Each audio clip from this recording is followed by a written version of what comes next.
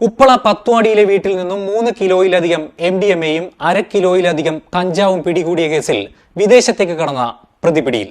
അന്താരാഷ്ട്ര മയക്കുമരുന്ന് കടത്ത് സംഘത്തിലെ പ്രധാന ഡീലറെന്ന് സംശയിക്കുന്ന ഉപ്പള മുഗറിലെ സുഹൈലാണ് ഡൽഹി വിമാനത്താവളത്തിൽ പിടിയിലായത്. ഗുണമേന്മയോട് കൂടിയ ഉൽപ്പന്നങ്ങൾ മിതമായ നിരക്കിൽ Sreekrishna hardwares, MG road, Kasaragod.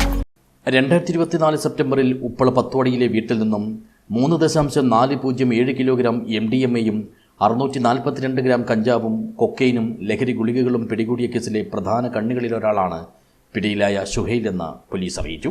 തായ്ലൻഡിൽ നിന്നും ഇന്ത്യയിലേക്ക് മയക്കുമരുന്ന് എത്തിച്ചിരുന്ന അന്താരാഷ്ട്ര ലഹരി കടത്ത് സംഘത്തിലെ പ്രധാന ഡീലറാണ് പത്വാടി സ്വദേശിയായ ഈ 30-കാരനെന്നും പോലീസ് സംശയിക്കുന്നുണ്ട്. ദുബായിൽ മറ്റൊരു കുറ്റകൃത്യവുമായി ബന്ധപ്പെട്ട് അറസ്റ്റിലായ ഷുഹൈലിനെ ഇന്ത്യയിലേക്ക് നാടുകടത്തുകയായിരുന്നു. ഡൽഹി വിമാനത്താവളത്തിലെത്തിയതോടെ ലുക്കൌട്ട് സർക്കുലർ നിലവിലുള്ളതിനാൽ ഇമിഗ്രേഷൻ വിഭാഗം ഇയാളെ തടഞ്ഞുവെച്ചു.